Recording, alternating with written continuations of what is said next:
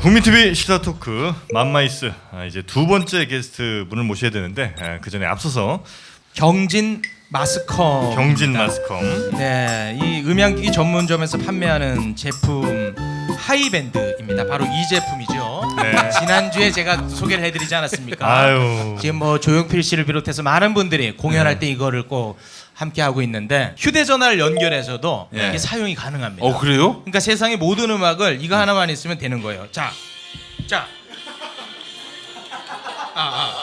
에코가 됩니다. 에코. 제가 잠깐 노래 한 곡 불러드리겠습니다. 내 사랑 당신도 내 사랑 이 세상에 누가 와도 제비 안 되지. 여기까지입니다. 경진 마스터. 네. 그러니까 뭐 이렇게 흥을 돋우기 위한 자리나 아니면 뭐 이렇게 사람들 모인 데서 이거 하나만 있으면 네. 뭐 노래방처럼 네. 쓰실 수가 있는 거죠. 아유, 사장님 하도 좋아서 이것까지 했네. 그런데 굉장히 쌉니다. 3만 원대입니다. 오. 네. 이게 다 진짜 금이죠? 이게 다 금이잖아요. 에이 금이잖아. 3만 원대입니다. 네, 여러분. 3만 원대. 네. 자, 이거 관심 있는 분들은요. 경진 마스컴 1544-4565 1544-4565번 여기로 전화 주시면 되겠습니다. 자, 그리고 대마시안 쇼핑몰이죠. 인터넷 쇼핑몰에서 사실 만한 것들 중에 정말 꼭 필요한 것들만 모아서 아주 저렴한 가격에 판매하는 정말 고마운 쇼핑몰입니다. 그 잇몸이 안 좋은 분들한테 정말 인기가 많은 치약이에요. 치약 성분에 본드가 들어가 있어서 닦으면은 형님. 네. 아니 그렇게 부탁을 했는데 아 그런가?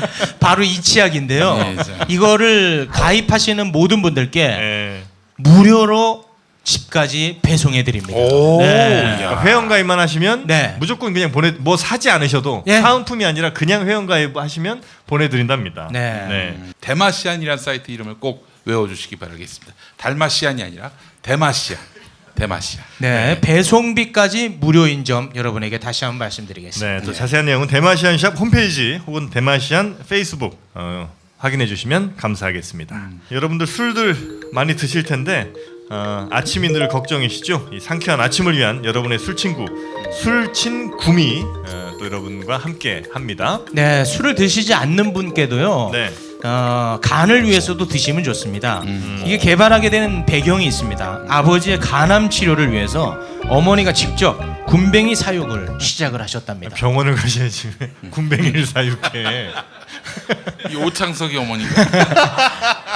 오창석이 어머니. 그 저기 그 온라인상에서 어. 오창석 씨를 왜 이렇게 씹냐고. 날 씹었거든.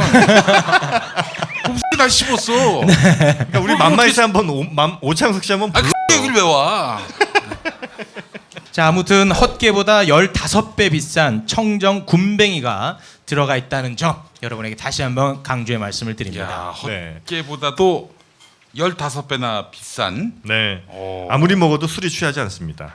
아니 술은 취하는데 그래요? 숙취가 없다는 겁니다. 아, 그래요? 형 거짓말은 하지 마. 숙취는 확실히 없어? 숙취가 없어. 아, 그래요? 네. 네이버에서 술친굼 검색하시고 직접 확인하시면 되겠습니다. 예. 자, 네. 이제 정말 기다리던 오늘의 게스트 만날 시간입니다. 사실 여러분들 아마 오늘 이분 때문에 오신 분도 적지 않은 것 같아요. 제가 볼 땐 전부 다 이분 때문에 오신 게 아닌가 싶습니다. 네. 이분 덕분에 네. 표창원 의원이 수혜 입은 거예요. 아, 네. 자기 때문에 온 줄 알아.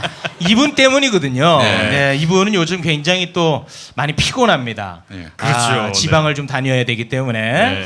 종북이 아니라 경북이다. 어. 라는 또 명언을 남겼던 분입니다. 네. 대한민국의 안보 개그의 1인자입니다. 네. 우리 최욱 씨도 사실 이제 천재 방송인인데 거의 뭐 어깨를 나란히 하고 있어요. 그런 얘기 하지 마. 아, 왜? 진짜. 난 최욱이 더 대단하다고 생각합니다. 하지 마. 자, 최욱의 라이벌 하지 마. 방송인 김재동 씨 모시겠습니다.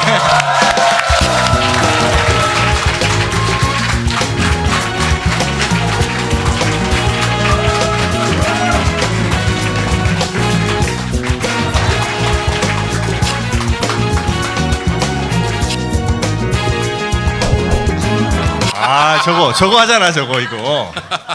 최욱도 해 빨리. 네, 우리 김정은 선생님 인사 부탁드리겠습니다. 야 인기 나오니까 쪼네. 선생님이 바로 나온다 나도 모르게. 여기는 따로 방송을 하는 겁니까? 예. 아, 이렇게 따로? 싸서 싼 아니야, 맛에 아니야. 왔어요. 예. 뭐 인사 네 반갑습니다. 들어오면서 그 원래 제가 사람들하고 눈 잘 못 맞추십니다. 1대1로는 그래서 들어올 때 이렇게 가만히 숙이고 들어오고 이러는 거니까 이해하시고 그런 게 고가우신 분들은 그렇게 아세요 그냥. 그리고 여기서 말하고 있을 때는 나갈 때는 혼자 있는 시간이 늘 필요하고 집에 가면 가만히 혼자 있고 중고등학교 때 별명은 버섯이었어요. 혼자 가만히 앉아 있다고 응달에 혼자. 그러니까 그렇게 나가더라도 큰 관심 가지지 마시고 그냥 놔두세요. 이런 얘기하면 꼭 속으로 이제 어차피 관심 없었어 이 자식아 이런 생각 하시는 분들이 또 계세요. 예, 소개 이 정도로 하겠습니다. 뭔 사람이 저렇게 우울해? 별명이 버섯이랍니다. 아 버섯. 그거는 이제 혼자 가만히 앉아 있는 의미의 버섯이 맞는 거죠? 네네네. 네. 네. 자, 우리 또 뭐 선정적으로 갈라 그래. 아 진짜. 나 이거 없으면 뭐하니? 우리 김재동 씨 모시고 오늘 정말 저희 맘마이스에서 가장 인기 있는 게스트분이 오늘 어마어마하게 많이 오셨습니다. 예. 대단하십니다 정말. 네. 사실 오늘 굉장히 피곤한 상태란 얘기를 들었습니다. 거기 성주에 네. 또 갔다 아이고, 오셔가지고. 아, 난 청주로 잘못 들었네. 이거 청주는 왜 가시나 했지. 성주. 성주. 네. 사드. 같이 앉아 계시면 안 됩니까? 왜 굳이 이렇게 반으로 갈라서 중간에서 정신을 아니, 못 차리겠네. 사람을 부르지를 말든가. 저는 왜 같이 앉아 계시지? 아 우리 전략입니다. 싫어요. 예. 아, 그래요? 전 출마했고 저기는 불출마했던 사람들이기 때문에. 네. 그러니까 지금도 성주 다녀오신 거죠? 네, 성주 갔다 왔습니다. 어제 갔다가 네.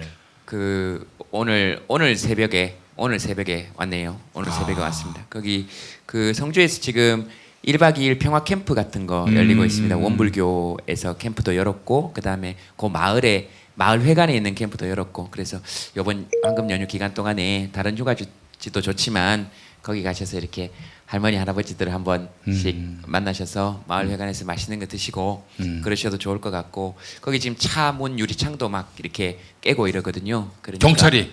네. 경찰이. 네, 그 안에 여자분 두 분이 타고 계셨는데 어머님 두 분께서 타고 계셨는데 이제 그 차가 안 빠지니까 그 사람이 타고 있는 상태에서 네. 둔기, 유리창을 깨는 게 있더라고요. 오. 그걸로 깨서 그 안에 계신 분들이 되게 많이 놀랐는데 거기 병원에 가시다가 성주에 제가 도착하셨다는 소식을 듣고 그 영현 씨 그 어머님이 차를 돌려서 안정제보다 김재동 얼굴을 보면 안정이 될 것 같다. 그래서 돌려서 와서 마을회관에서 아니 이건 박수 칠 일은 아니고 그러니까 사람이 살다 보면 웃지도 못하고 울지도 못할 때가 있잖아요. 그걸 어떻게 받아들여야 될지 사실은 잘 모르겠더라고요. 근데 울기도 하고 우시기도 하고 분하기도 한데 누가 이제 마을에 누가 있으면 안 들어온대요 지금. 유명한 사람이나 국회의원이나. 아이고. 그러니까 누가 있는 게 다행이다 그러고 그래서 원래 12시쯤 밤에 그냥 저녁 먹고 올라오려 그러다가 할머님들이 계속 이렇게 지나가면서 계속 물어요. 아직 안 갔네. 그랬더니 그 옆에 계신 분께서 안 간다 카드나 갈 사람이 아니라 가니까네. 그러니까 가지를 못하겠어요. 그게 갈 수가 없어. 그게 가지 마라 소리보다 훨씬 무서워서 그래서 간다 그랬더니 사진을 돌려 찍으시면서 다른 각도로 시간별로 올리시겠다고 그러니까 아직 있는 것처럼 새벽에 혹시 올지 모른다고 그 얘기 들으면서 이렇게 그냥 재밌게 우리끼리 웃기도 했지만 되게 많이 놀랬더라고요. 그게 패닉 상황이 되거든요. 여러분들도 그 모닝 조그만한 차 안에서 갇혀 있는데 그 유리창이 자기 쪽으로 다 아이고 쏟아지면 이런. 정말 대단하신 게 안전벨트를 여기 이렇게 끼우고 안전벨트를 끼우고 핸들을 잡고 경찰들이 드러내는데도 끝까지 버티고 안 나와서 그 모닝에 타고 계신 어제 두 분께서 미군 유조차가 못 들어가도록 한 거죠. 그러니까 그러면서도 이제 참 슬픈 게 그런 겁니다. 다른 게 아니고 만약에 그 속으로 그런 생각이 들더라고요. 그분하고 이렇게 손을 맞잡고 이렇게 저는 또 웃겨드리기도 하고 그런데 그런 게 찍히면 별로 안 놀랐나 보네. 웃네. 뭐 또 우시다가 뭐 그렇게 하는데 이제 그런 것들에 대해서 저희들이 좀 생각을 많이 해봐야 될 것 같다. 제가 생각을 많이 해봐야 될 것 같다 그런 생각했어요. 유가족들이라고 맨날 울어야 되는 거 아니거든요. 놀란 사람이라고 해서 맨날 놀란 표정만 짓고 있어서 되는 거 아니거든요. 그렇죠? 우리 상당했을 때도 아무리 슬픈 상황에도 누가 흰색 발가락 양말 신고 들어오면 웃겨요. 그렇죠? 그러니까 그런 모든 개별적 감정에 좀 주목해 주는 일들이 좀 이루어지면 좋겠다. 그러니까 요즘 자꾸 보면 퉁치잖아요. 이 사람은 어디 지지자, 이 사람은 누구 지지자, 뭐 아니면 이 사람은 좌파, 이 사람은 우파. 이 사람 우파. 여성, 남성, 뭐 동성애자, 이성애자, 무성애자 이렇게 가둬놓고 한 개인의 개별성은 다 퉁쳐버리는데 그런 감정의 개별성, 그 다음에 각 개개인의 개별성에 좀 주목해주면 좋겠다 그런 생각은 좀 들었어요. 그러니까 이번 휴가 기간 동안에 꼭 할머니 할아버지들한테 약속을 하고 왔기 때문에 좀 많이 알려달라고. 많이들 불안해하시는데 거기 텐트촌하고 지금 준비가 돼 있거든요. 그리고 거기 성주 소성리가 역사적으로 보면 예전에도 그 소도라는 데가 있던 소도? 곳이에요. 네. 정치 권한이 절대로 침범할 수 없었던 곳. 범죄자라 하더라도 그곳에 들어가면 더 이상 관군이 추적을 할 수 없는 곳. 정교 분리가 됐을 때 그만큼 굉장히 신성한 지역이기도 했고 그만큼 경관이 아름답기도 하고 그런 곳이거든요. 그러니까 그런 것들을 감안하셔서 그냥 정말로 재미로 가셔도 좋으니까 또 그렇게 가야 오래 갈 수 있는 거니까 성주에 가셔서 이번 연휴 기간 한번 좀 보내주시면 참 좋겠다. 그러면 할매들이 진짜 좋아하실 거다. 그런 말씀 꼭 드리고 싶었습니다. 아유. 네. 그 유명인이 가면은 뭐 좀 도움이 되면은 우리 정영진을 보내면 어떨까요? 도움이 되죠. 근데 도움이 되죠. 네. 정영진이 유명한. 죄송한데 누군지 모르잖아요. 처음 보셨잖아요. 근데 거기 할매들이나 거기 계신 분들 중에서도 제가 앉아 계셨더니 누군지 모르시는 분들 많아요. 제가 그 저녁에 밤에 이렇게 라면 먹고 있었는데 지나가시면서 김재들 갔다 카더나 갔을 걸 그러시면서 저 옆에서 같이 그러니까 이제 자기 실존을 증명해야 되는 상황이 오기 때문에 그냥 그렇게 가셔서 누가 특히 언론이 와 있다 이러면 굉장히 많이 겁냅니다. 카메라 그러니까, 뭐 네네. 예. 네, 그러니까 그렇게 뭐 개개인이 다 가시면 언론이 되실 수 있는 거니까 그렇게 해주시면 좋겠다 그런 네. 생각이 들었어요. 근데 이 예. 김재동 씨는 이렇게 성주 가시거나 뭐 이렇게 여러 군데 가시면서 내가 어쩌다 여기까지 왔나 이런 생각을 좀 가끔 하실 것 같아요. 네, 정확히. 예, 그죠? 정확히 그렇습니다. 어쩌다 진짜 오신 거예요? 글쎄요,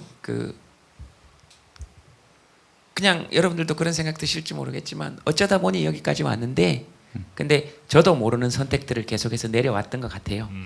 그 선택의 결과물이겠죠. 네. 더 자세하게 얘기하면 강신주 박사처럼 되니까 이야기하지 않도록 하겠습니다.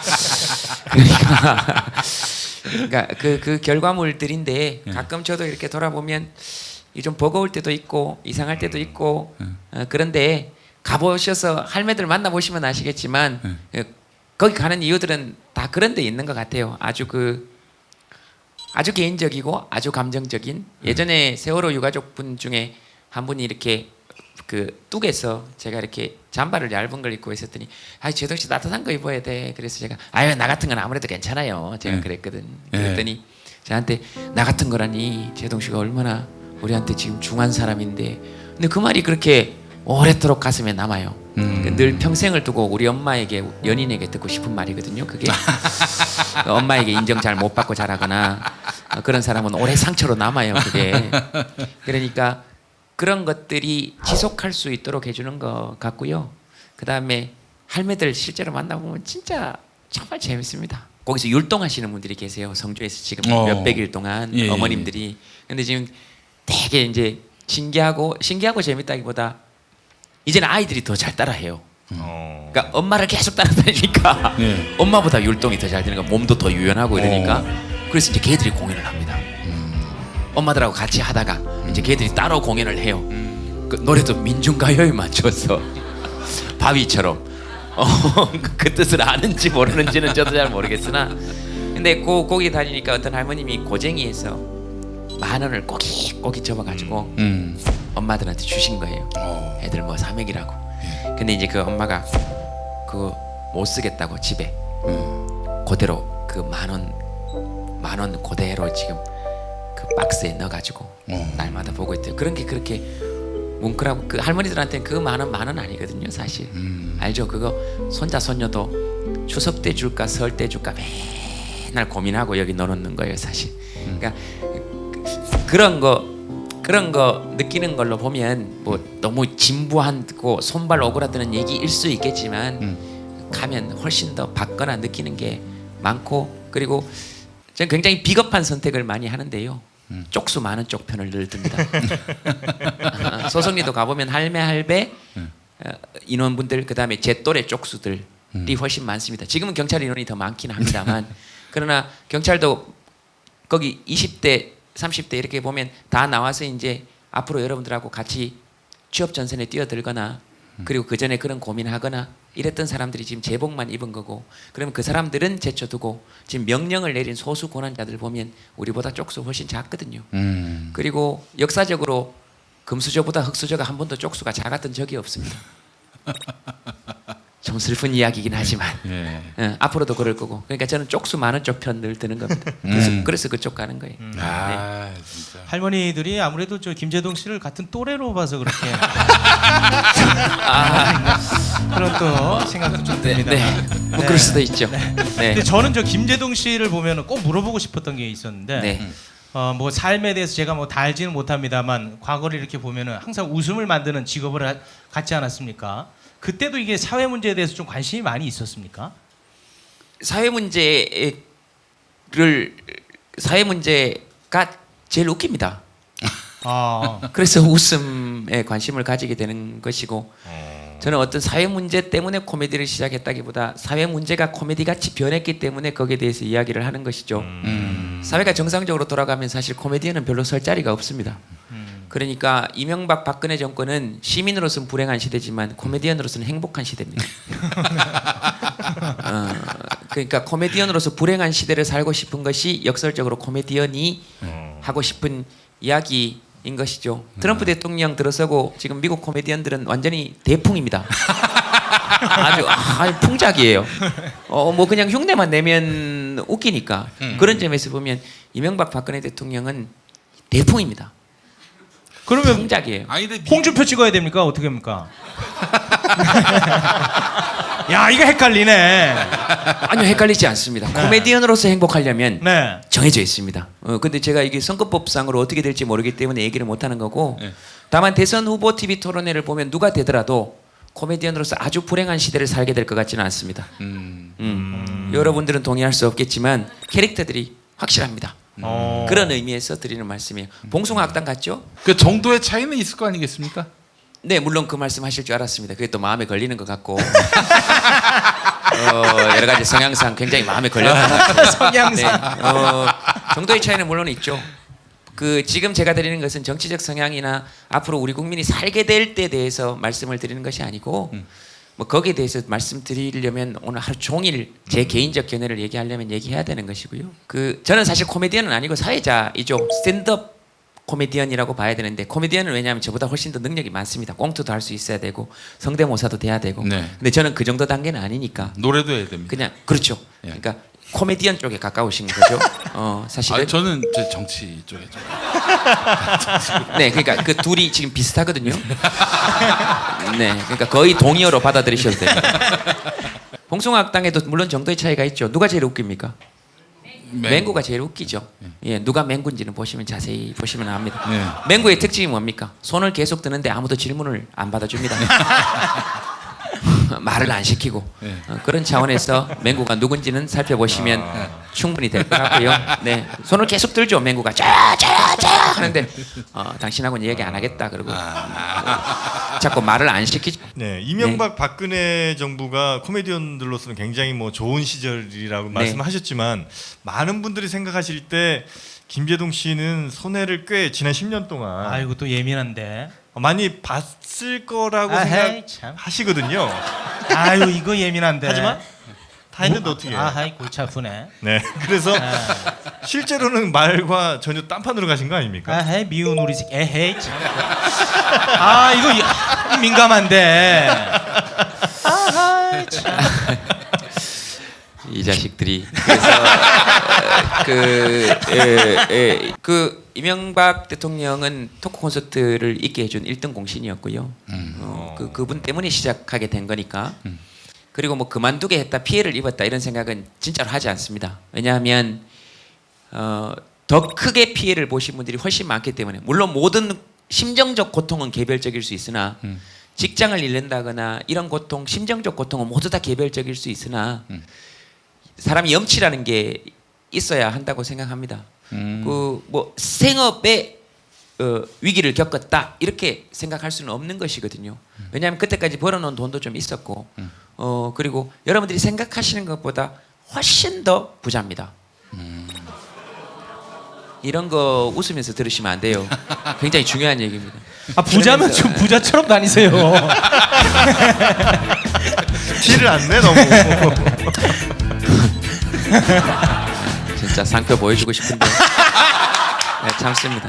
이렇게 패션에 대해서 모르는 것들하고 이야기를 한다는 자체가. 그럼 부자는 이렇게 다녀야 됩니까? 뭐 얼마나 부자 티가 납니까? 온데 금치를 해가지고. 토크 콘서트 뭐 하게 되면서 작년에만 유일하게 못했습니다. 원래 시즌 9를 했었어야 되는데 만민공동회 때문에 못했고요. 할 수 있는 상황이 아니었고, 그러니까 일자리를 뺏은 측면에서 보면 박근혜 전 대통령께서 더 좀 기여를 하셨다. 근데 뭐 또 만민공동회도 일이면 일인 거니까, 돈 안 받고도 일하는 거니까. 그래서 뭐 크게 피해를 보거나 이런 거는 저는 실제로 정말로 없습니다. 우리 제동 형님한테 처음 드리는 말씀인데, 네, 우리 김구라 형님 있지 않습니까? 네. 그 형님도 그 KBS에서 다 잘렸었어요. MB 때.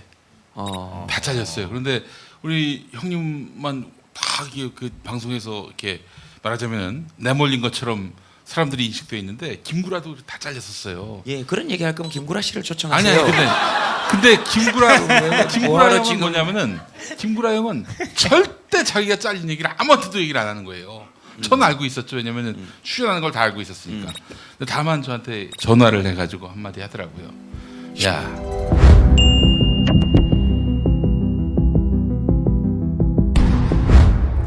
술친구를 부탁해 박누리. 오창석입니다. 널브러져 있는 술병만 봐도 이미 둘 다 만취 상태네요. 남자, 초점이 흐려지기 시작하네요. 그런데 반면 여자는 끄덕도 없습니다. 이대로라면 여자보다 먼저 넉다운 될 것 같은데요. 자존심에 스크래치가 가지 않으려면 역시 술친구이네요. 와, 센스 미친 거 아니야? 술친구를 먹어본 사람들은 다 알잖아요. 군뱅이, 헛개, 강황, 울금. 상쾌한 아침을 위한 핫 아이템 아니겠습니까? 아니 그런데 군뱅이가 얼마나 비싼데 그게 진짜 다 들어갔다고요? 그럼요. 헛개와 가격 차이가 무려 15배. 상쾌한 아침을 위해 아낌없이 넣었습니다. 먹어보면 압니다. 상쾌한 아침을 위한 술친구. 오창석 박누리의 메이킹 필름이 궁금하신 분들은 네이버에서 술친구를 검색하세요. 네이버 모텔이 아닙니다. 미친 거 아니야? 옷도 신발도 가방도 다 휴대폰으로 사는데 왜 휴대폰은 휴대폰으로 사면 안 돼? 안 되긴. 휴대폰 전문 종합 모바일 쇼핑몰 굿딜이 있잖아. 굿딜. 사고 싶은 휴대폰, 내가 원하는 요금제, 통신사를 선택하면 나에게 맞는 최적화된 상품이 자동으로, 상품도 쇼핑몰 수준으로. 복잡한 약정과 조건, 최저가를 찾아 발품 파는 일은 이제 그만. 이제는 가볍게 터치로 한 번에. 이제 휴대폰은 휴대폰으로 구매하세요. 어플 다운로드 1위 굿딜. 지금 바로 플레이스토어, 앱스토어에서 굿딜을 검색하세요. 오늘은 첫 광고니까 여러 걸음 더 들어가 보도록 하겠습니다. 대마시안샵 어떤 곳입니까? 우리가 물건 살 때요. 네. 어디가 물건이 좋은지, 어느 물건이 싼지 네. 항상 비교 검색해 구입하지 않습니까? 굉장히 귀찮고 피곤하고 힘들고 짜증나는 작업이죠. 그런데 대마시안 샵은 말이에요. 검증된 우수한 제품을 모아서 인터넷 최저가보다 더 싸게 공급해주고 있어요. 비싸 보이는데요? 예, 이거는 소니 정품 헤드폰인데요. 오. 인터넷 최저가보다 무려 26,100원이나 더 쌉니다. 아니 어떻게 그런 게 가능하죠? 저희 보신 적 없죠? 대마시안샵은 오늘도 저희 같은 애들을 쓰면서 최저가를 실현해내고 있습니다. 대마시안샵 소식이었습니다.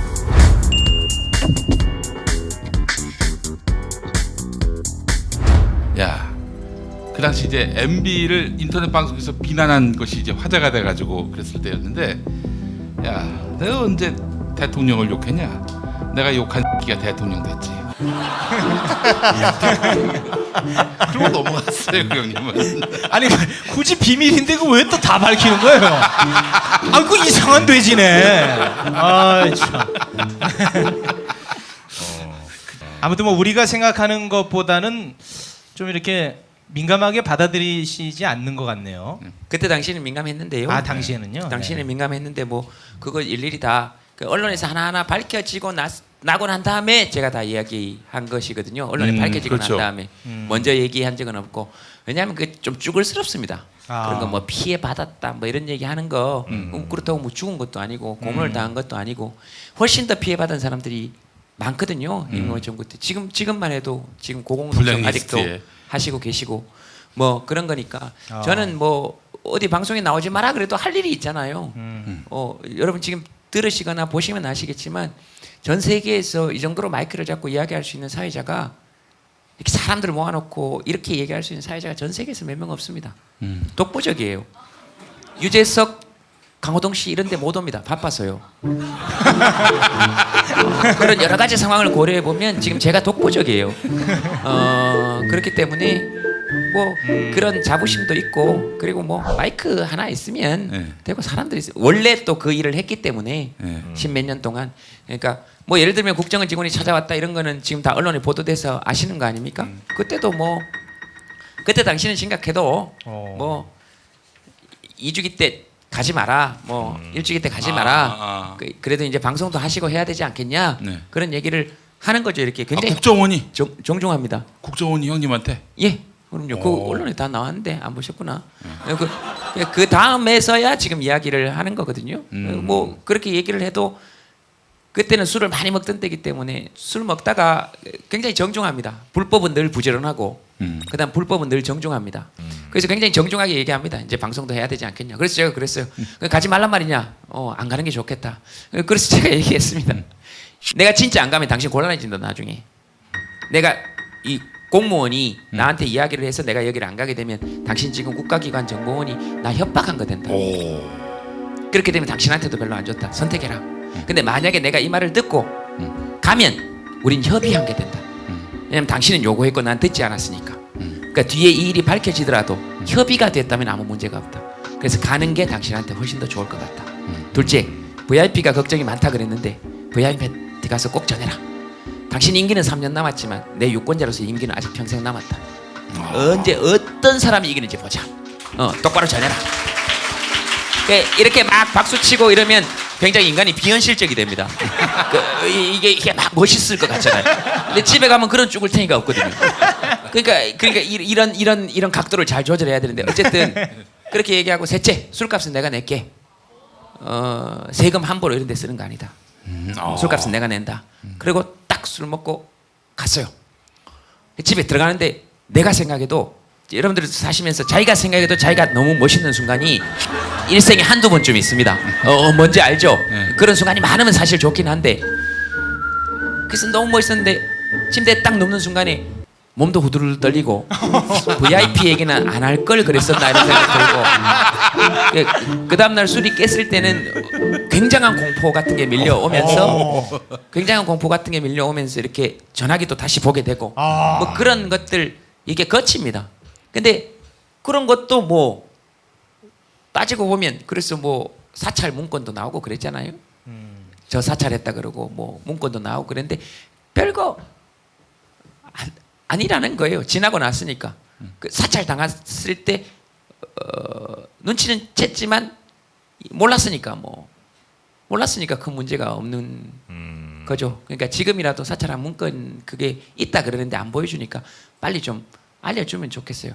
그래서 뭐 별 문제가 없다 이런 거를. 그래야 뭐 나도 살 거 아닙니까? 문제가 있으면 빨리 얘기를 하든가. 아니 그렇게 그래서, 누군가가 나를 이렇게 쳐다본다는 생각이 있으면, 하다못해 무슨 야동 하나를 볼 때도 이게 겁나고 뭐 이러지는 않습니까? 흥분도 안 되고. 야동 보는 건 별로 겁나지 않습니다. 뭐 그쪽도 그런 거 볼 시간이 있어야 되는 거니까. 그 뭐 다 그런 거 뭐 성인이면 볼 권리도 있고 뭐 그런 거니까. 그래서 뭐 크게 피해를 봤다거나 이런 데 대한 생각은 크게는 없습니다, 사실. 예. 야동. 19세 이상이죠? 네. 네. 저는 아예 그냥 넘어가겠습니다. 아니야.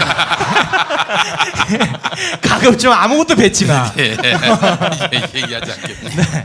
그 최소한 제가 볼 때는 이제 김재동 씨는 선의에 의해서 움직이고 항상 약자 편에 서 계시는 것 같은데 그럼에도 불구하고 일부 사람들은 또 김재동 씨에 대해서 손가락질을 또 하지 않습니까?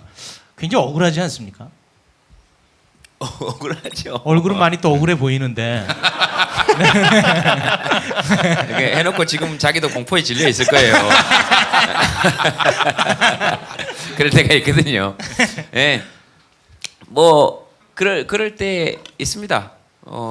억울할 때 있는데, 근데 뭐 책임져야죠. 제가 한 행위니까 그 원론적인 얘기일지 모르겠지만 억울함에도 불구하고 따지고 들어가 보면 제가 한 행위에 대한 책임이니까 또 그렇게 비난할 수 있는 자유가 사람들한테 있는 거잖아요. 이런 얘기 하면서도 없었으면 좋겠다 이런 생각이 들 때가 있는데 헌법상 비난할 자유가 누구에게 있는 것이니까. 다만 헌법에 보장되어 있지 않은 표현의 자유들이 있거든요. 그렇죠? 예. 뭐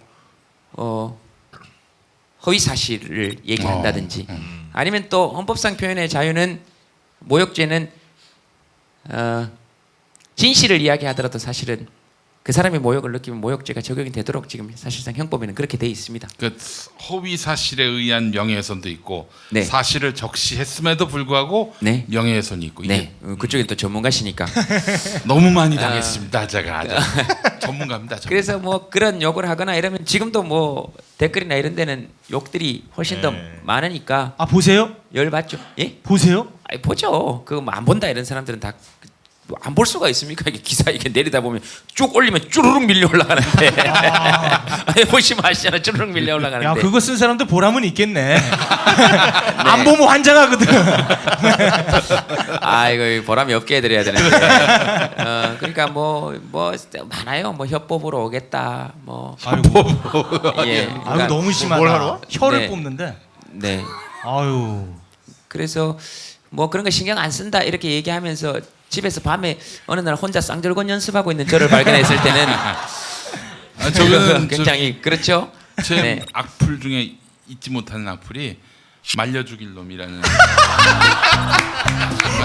야 100년은 걸리겠다. 씨. 근데 그런 건 굉장히 좋은 소재가 되잖아요. 그런 건 사실 고마워요. 저도 저번에 어디 제 외모에 대해서 점수를 몇 점 주겠냐. 그래서 돈 드는 것도 아니고 나는 92점 주겠다. 하나하나 뜯어보면 크게 뭐 이상한 데 없다. 그랬더니 댓글 중에 그럼 뜯어라 이렇게 했더라고요. 그러니까 그런 것들은 굉장히 소재가 좋거든요. 그리고 그런 건 크게 뭐 모욕감이라기보다 야, 이 사람 뭔가 이렇게 동종업계에서의 어떤 그 라이벌 같은 그런 느낌이 들 수 있는데 저번에는 저 동네 저쪽에 어디 지나갔는데 어떤 어머님께서 이렇게 잡고 내가 너희 엄마 같으면 너를 가만히 안 놔둔다. 뺨때기를 때렸을 거다. 왜 이렇게 좌파 짓을 하냐. 왜 이렇게 빨갱이 짓을 하냐. 그래서 제가 어머니 무슨 빨갱이 짓을 했습니까? 그랬더니 증거가 있습니까? 제가 사람이 유치해지잖아요. 원래 싸울 때 증거 있어요. 증거 있어요. 우리 어렸을 때도 늘 증거 있어 이렇게 얘기했는데 그게 말이 너무 더 똑같더라고요. 증거 있어요. 너무 당황하니까 무안하기도 하고 길거리에서 그랬더니 온 국민이 다 안다 그래서 온 국민이 다. 그러시냐. 아유. 왜 자꾸 엄마 얘기를 해요. 내가 너가 엄마보다 나이도 많고. 그때 이제 제가 좀 돌았어요. 막 돌았어요. 너 엄마보다 나이가 많다 그래서 어머니 연세가 어떻게 되시는데 그래서 70이다. 그래서 우리 엄마 84이에요. 그거 쓰면서 우리 엄마하고 통화해라 그러고 뭐 그런 생활 속에서 느껴지는 것들이 사실은 훨씬 더 고통스럽습니다. 훨씬 더 고통스럽습니다. 그 막 그러면 약간의 대인기피증 같은 것도 오고요. 다 그러신 거 아닌데. 그러다가 뭐 그래도 하는 이유는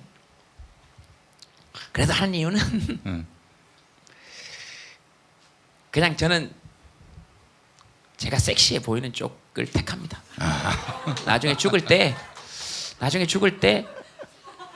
이게 죄송한데 왜 이렇게 공감이 안 되죠?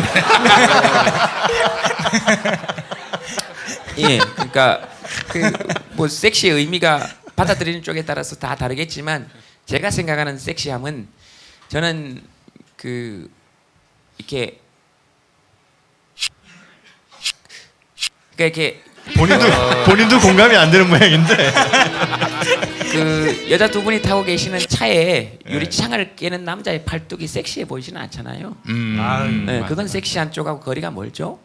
근데 거기 아저씨하고 할아버지가 같이 붙어서 사람 죽는다 그러고 떼어내고 그쪽 편에 있는 사람들이 훨씬 더 섹시해 보이는 거 아닙니까?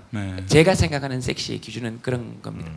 그러니까 우리와 비슷한 사람들을 대하는 자세, 사회 개체 구성원들을 보호하는 능력 이런 거하고도 연결되는 거 아닙니까? 그렇죠.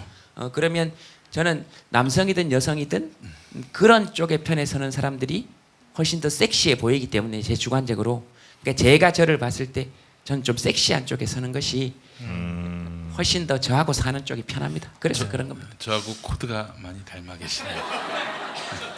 말려주길 놈.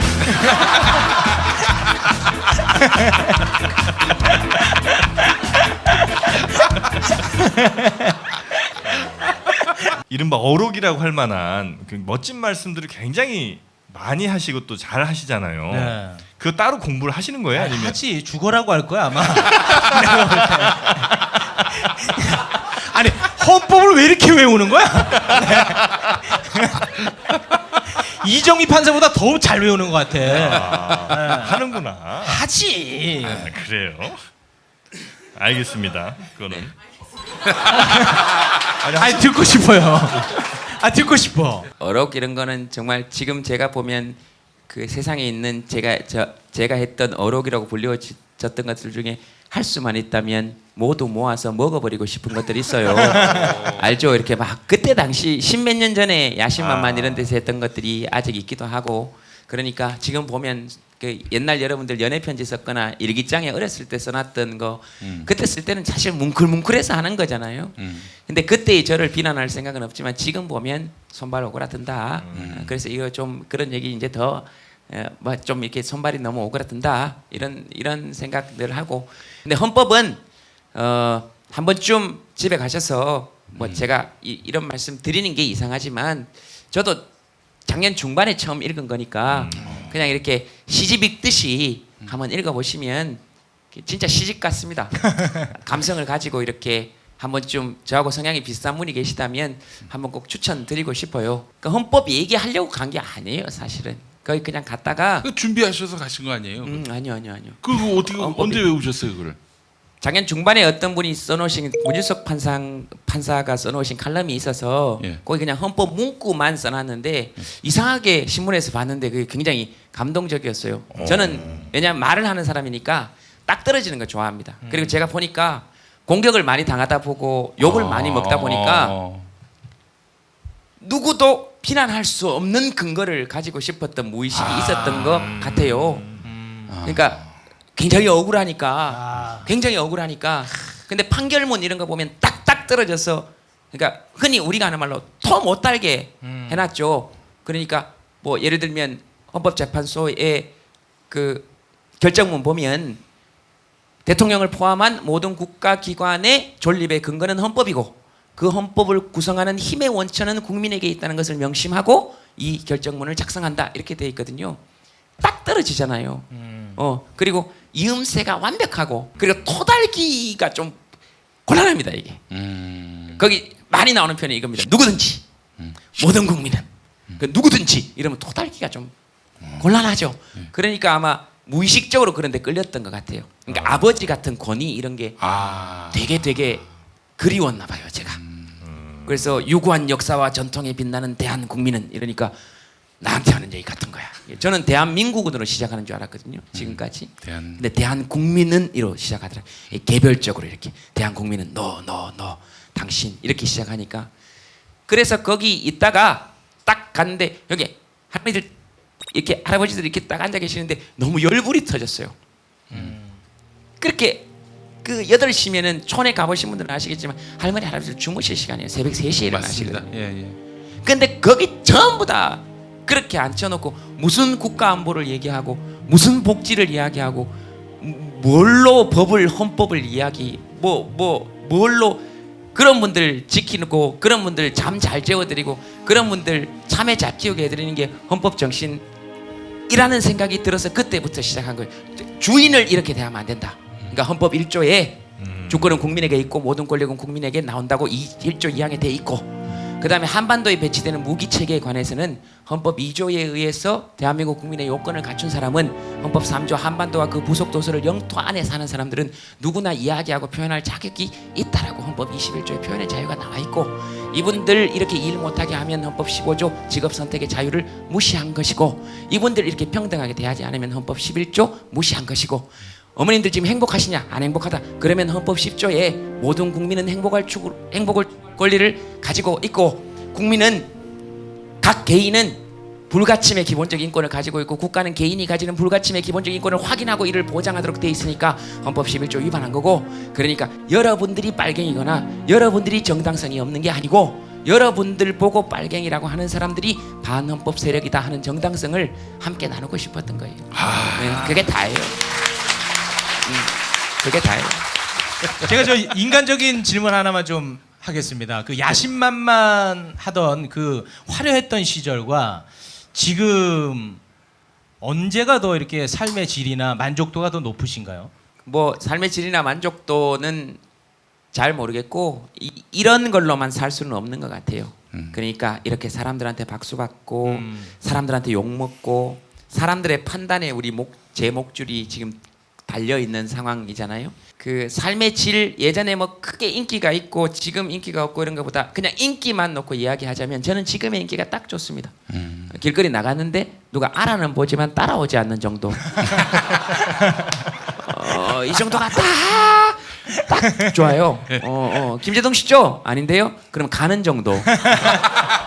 그 다음에 그 우리 동네 초등학교 1학년 둘이 지나가다가 어이 김재동이다 했더니 옆에 애가 가자라고 얘기하는 정도. 그러니까 인지도는 있으나 내 삶이 완전히 침해되지는 지금 현재 않는 정도. 이 정도가 저는 딱 좋은 것 같고, 그리고 사람들을 모으거나 뭐 사람들하고 같이 이야기하거나 토크콘서트 지금 25만 명 넘게 왔거든요. 단일 공연에. 그것도 혼자서 하는 공연에. 이건 지금 전 세계에서 유래를 찾아볼 수 없는, 아니 웃어 넘길 일이 아니에요. 이런 건 기록되고, 그 다음에 인간문화재가 새로운 방식으로 지정돼야 된다. 저는 그렇게 생각합니다. 인간문화재 지정하고 한 달에 연금 주고 이렇게 해보세요. 그럼 제가 무료로 계속 다니면서 이런 거 하고 즐겁죠. 그리고 저는 집에 가서 이불 뒤집어 쓰고 괴로워하고 뭐 그렇게 하면 돼요. 그러니까 앞으로 우리 사회에서 정치 코미디나 그 다음에 혼자 서서 할 수 있는 사람들을 조금 더 귀하게 여기는 방식. 외국을 좋아하지는 않지만 외국에서는 혼자 서서 사람들을 상대로 30분 이상 스탠드업 코미디를 하지 못하면 코미디언으로 사실은 쳐주지 않습니다. 그러니까 2시간 반을 하거든요. 그만하세요. 아유. 그만하시라고. 아니요, 알았다고. 이렇게 알았다고. 아니요. 살려면 이렇게 나를 빨아주는 시간이 필요해요. 아니면 죽어요 나는. 좀 봐줘요. 언제 하겠어요. 부르지를 말든가. 나 어렵게 결정하고 나왔어요. 얼떨결에 딸려가지고 얍삽하게 주진우하고 있는데 옆에 와서 형님 우리 프로그램에 한번, 그래서 몇 년생이시죠? 동갑인데 형님이죠. 뭐 이렇게. 그런데 어떻게? 알았어. 더해. 제가 빠른 칠사긴 한데 그렇게 얘기를 하고 승낙을 제대로 한 게 아니에요. 진우하고 얘기하면서 그랬더니 진우한테 응이라고 했는데 옆에서 형님 고맙습니다 이렇게 얘기하면 이 못 자른 게 천추의 한이에요. 근데 그렇게 나왔으면 이 정도 자기를 아니 자기 북 돋는데 돈 드는 것도 아니고 제가 강요하는 것도 아니잖아요. 그래요. 혀 뽑아 이 새끼야. 듣고 보니 아주 겸손하시구만. 네. 겸손해. 그러니까 그런 시간을 좀 주세요. 뭐 제가 무슨 뭐 공주병, 왕자병처럼 얘기하는 것도 아니고 공주병은 부작용이 있죠. 네. 나를 공주로 생각해. 나는 방 못 빼. 내 집에 보일러가 될 때까지 나는 못 나가. 너희들은 모두 나를 공주로 생각해. 이런 거는 부작용이 있지. 왕자병도 부작용이 있죠. 요즘 젊은 애들은 왜 나를 멘토로 생각 안 하는지 모르겠다. 내가 흑수저인데 이런 건 병이란 말이에요. 이런 건 왕자병, 공주병이에요. 남들 보고 나를 왕자로 생각해, 공주로 생각해, 나를 멘토로 생각해. 이런 건 병이죠. 저는 그렇게 생각해요, 개인적으로. 근데 부작용이 없는 게 있어요. 남들에게 비밀로 하고 나를 왕자나 공주로 생각하는 거예요. 그래서 누가 나를 욕하면 내 신분도 모르는 것들이 이렇게 생각하면서 그리고 제가 지금 제 자랑을 하는 건데 강요하는 게 아니잖아요. 그렇게 생각 안 해도 되는데 저는 그렇게 생각한다 이 말이에요. 이게 뭐가 잘못됐냐 이 말이에요. 그러면 사람을 부르지를 말든가. 그러면 안 그러면 이젠 지겨워 나도 그 얘기. 비타민 엔젤스는 생각했습니다. 어떻게 하면 더 좋은 유산균을 만들 수 있을까? 세계 1등 원료 회사를 찾아 그중 제일 좋은 원료로 유산균을 만들자. 여러 논문과 인체 시험으로 장 건강에 유익함이 입증된 프로바이오틱스 비지. 인터넷 검색창에 프로바이오틱스 비지를 쳐보세요. 초기 비용, 세금 혜택, 감가상각, 보험료 할증? 차 타는데 뭐가 이렇게 복잡해? 이제 자동차 선택만 하십시오. 초기 비용에 고민 없이 편리하게 신차 노트가 도와드립니다. 전국 메이저 렌트 리스 업체 15군데와의 업무 제휴로 원하는 차종과 조건에 따라 최적화된 맞춤 견적서를 제시합니다. 이제는 복잡한 비용 걱정, 차량 관리 걱정 전부 신차 노트가 책임집니다. 승용차, SUV, 수입차, 법인 차량 원하는 차를 선택하고 월 렌탈료만 납부하세요. 검색창에 신차 노트를 검색하세요.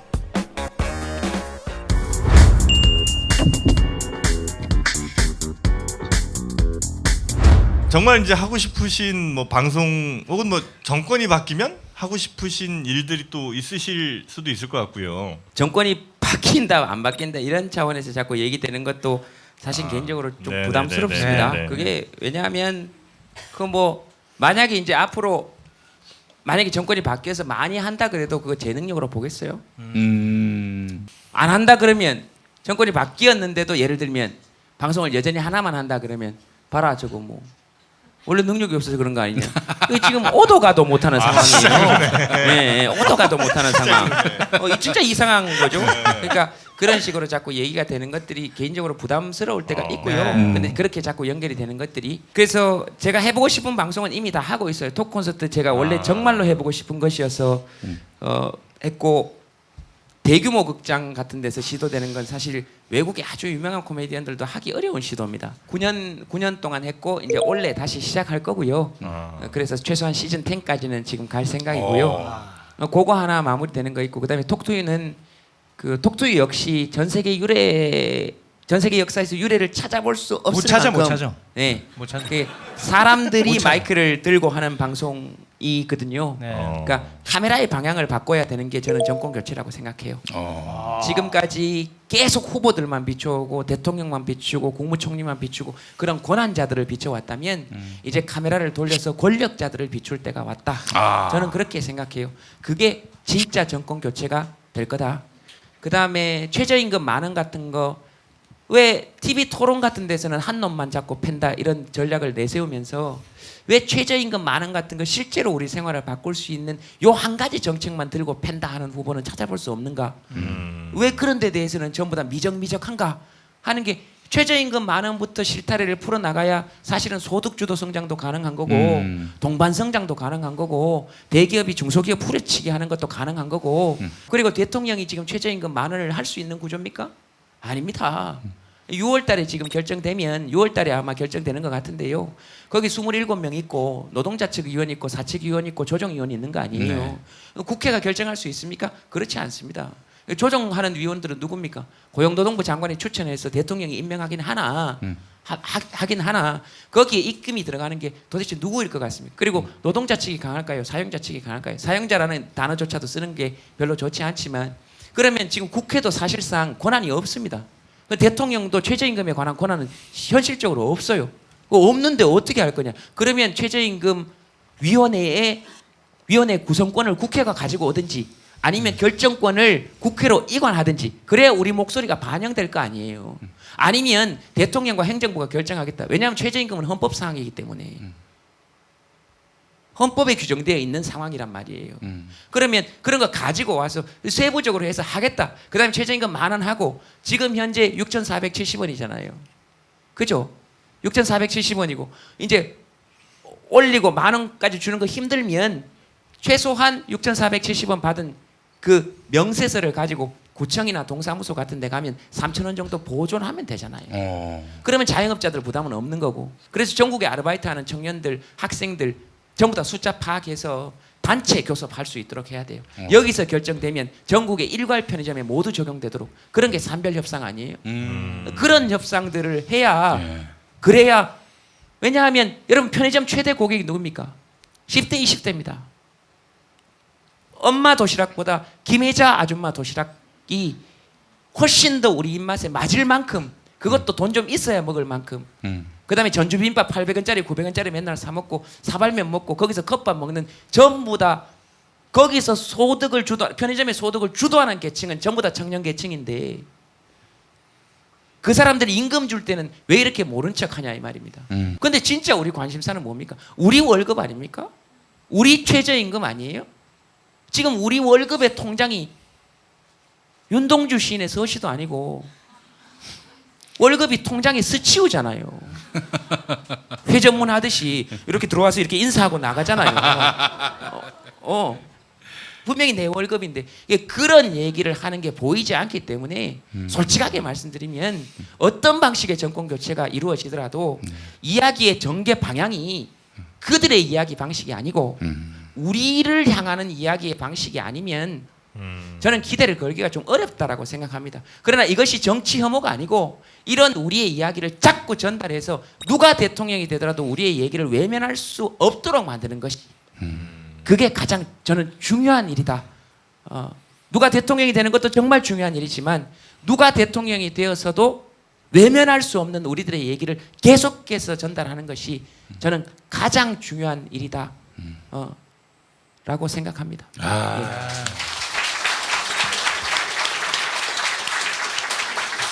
자, 우리 형님 마지막으로 우리 형님. 동갑이라고 동갑. 아니 빠른 칠사셔. 나는 늦은 칠사고. 달라. 늦은 칠사는 어떻게 되는 거예요? 나랑 동갑이야 그러면. 이번 선거가 갖는 의미, 우리 특별히 방송 들으시는 분들께 투표에 대한 참여를 독려해 주시는 멘트. 그렇게 물어보시니까 솔직히 지금 마음속에 떠오르는 생각이 확 떠오르지 않습니다. 그냥 좀 멋있게 얘기해 볼까 그런 생각이 문득 들기도 하고 그리고 이게 하나만한 얘기가 되지 않을까 이런 생각이 들기도 하고 그러나 제일 먼저 첫 번째로 드는 생각은 과연 제가 투표를 독려할 자격이 있을까 이런 생각이 듭니다. 사람들에게 투표합시다 이런 거 사람들을 투표 안 할 사람으로 보거나 가르쳐야 될 대상으로 보는 것은 아닌가. 그리고 투표를 하고 안 하고를 결정할 권리 누가 과연 강요할 수 있을까 그런 원론적인 생각이 들긴 합니다만 제 개인적인 생각을 전제로 드린다면 누구를 지지하시든지 지지하시지 않든지 반드시 정치인의 뇌 속에 우리가 하는 말을 문신으로 새겨놓을 필요가 있다고 생각합니다. 그 등에 국민이 투표하고 국민 세금으로 월급 줬는데 개헌이나 이런 권한구조 분산 이런 데 얘기할 때 보면 국민의 의견은 완전히 뒷전인 거죠. 이거 의원 내각제 된다고 과연 달라질까요? 아니요. 의원을 뽑는 방식을 바꿔야죠. 그렇잖아요. 문제를 일으킨 사람들로 계속 문제를 해결할 수 있을까요? 저는 그렇게 보지 않거든요. 그런 방식까지 모두 바뀌는 거 그리고 이런 모든 것들을 넘어서서 그 첫 출발점이 저는 지금 이번 투표라고 생각해요. 그래서 여러분들의 목소리가 전달되도록 해야 되고 찍어놓고 그 다음에 다른 놈 그러니까 배신해서 다른 놈 말에 타고 달려가면 우리 찍은 거 너 등 봐라 우리 문신 있다 이렇게 끊임없이 외칠 수 있어야 된다고. 예, 저는 그렇게 생각합니다. 그리고 개인적으로는 이번 선거로 우리나라가 완전히 바뀔 거다 이런 기대는 하지 않습니다. 하지만 이번에 투표율이 높지 않으면 우리나라는 그 바뀌는 속도가 더뎌지는 정도가 아니고 완전히 뒤로 후퇴할 가능성이 있다. 그러면 최소한 우리가 주인이니까 우리 방 청소 어떻게 할 건지, 우리 방 청소 누구 시킬 건지는 이번에 압도적인 투표율로 결정해야 한다고 생각해요. 그래야 90% 투표율이 이루어지면 여야를 막론하고 90% 국민의 눈치를 보게 될 것이고, 70% 투표율이면 70% 국민의 눈치만 보지 않겠어요? 과반수 투표면 과반수 투표율의 눈치만 보게 될 것이고, 그러니까 떨어지더라도 많은 득표로 떨어지게 하고 붙더라도 많은 득표율로 붙도록 해야 그 둘이 나중에 안 된 쪽은 잘하면 되겠다 싶어서 노력하고, 된 사람은 이거 까딱하면 큰일 나겠다 싶어서 더 노력하고, 그렇게 정치권, 그러니까 어떤 후보를 위해서 우리가 팬클럽처럼 경쟁하는 것이 아니고 국민이 주인이 되고 국민의 팬클럽으로서 정치 세력들이 경쟁할 수 있도록 만들어야 한다고 생각해요. 그러면 우리나라에 보장되어 있는 지금 남아있는 유일한 평등권 아니에요, 이거? 돈 많은 사람도 한 표, 돈 없는 사람도 한 표, 힘 있는 사람도 한 표, 힘 없는 사람도 한 표. 사실상 거의 유일하게 남아있는 평등권이라고 생각해요. 이거 포기하면 앞으로 우리의 평등은 남아있지 않을 거라고 생각합니다. 그러니까 유일한 평등권, 이거 행사해서 헌법에 보장되어 있는 정치, 경제, 사회, 문화 각 분야에서 평등으로 나아갈 수 있는 첫 번째 발걸음을 반드시 함께 떼어내야 한다고 생각해요. 저는 그렇게 생각합니다. 네.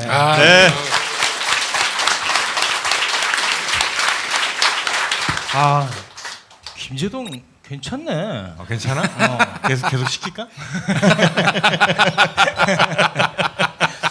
그 답을 알면서 네. 짧게 하나만 질문하겠습니다. 제도 정치 안으로 들어가실 생각은 없으신지요? 지금까지 이런 질문이 나오면 늘 아이고 뭐 이게 정치지 이런 식으로 대답했습니다. 근데 이제 그렇게 얘기하실 수 있는 시기는 지난 것 같습니다. 할 수 있는 방식이 있다면 어떤 방식이든 총동원해서 우리가 살아가는 사회에 대해서 우리 목소리를 내야 된다고 생각합니다. 그래서 지금 우리 미래라는 청년들 정당 만들어서 지금 거기서 정책 자문위원장 하고 있는데, 정책 자문위원장이 말이 정책 자문위원장이지 지금 거의 돈 내는 거고요. 밥 사는 거. 그게 원래 그렇죠, 뭐. 네. 근데 앞으로 청년 세력들 지금 40대 이하 국회의원 3명밖에 안 되거든요. 우리나라에 이렇게 되면 안 되는 거잖아요. 그러니까 지금 40 넘은 이 땅의 사람들은 세월호 사태에 다 책임이 있습니다. 세월호 사고에. 그리고 40 넘은 사람들은 지금 일어나고 있는 사회 현상 부조리에 모두 책임이 있어요. 그리고 청년들을 이렇게 액세서리처럼 대하면 사실은 곤란하다고 생각합니다. 그냥 장식품 정도로.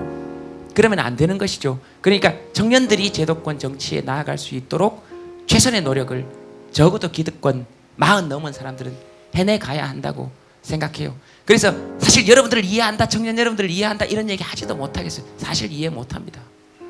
어떻게 이해하겠어요? 저 지금 나가면 매니저가 차 가지고 올 건데 이해 못합니다. 나도 그런 경험 있어. 나도 새빵 살아봤어. 아니요, 그건 그때고. 이해 못합니다.